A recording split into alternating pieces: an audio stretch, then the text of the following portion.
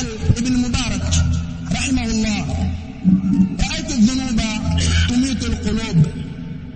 nimeona madhambi yenye kufisha nyoyo hakika ya madhambi siku zote nyoyo hufishwa kunako na madhambi ya mtu anayafanya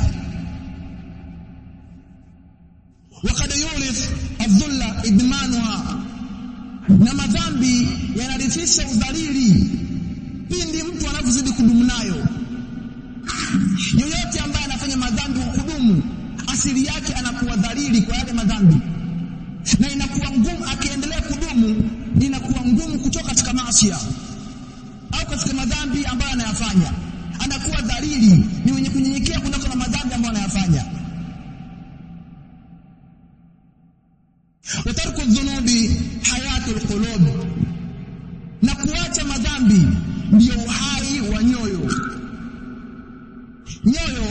upata uhai kwa watu kuyaacha madhambi ambayo wanayafanya lao isingelikuwa watu kuacha madhambi ambayo wameyafanya basi nyoyo zote zingekuwa hai nyoyo zote zingekufa kutokana na maasi ambayo watu wanayafanya wa khairu nafsik isyanuha na ndio bora ya nafsi yako kuachana na madhambi kuyaasi madhambi kuyaacha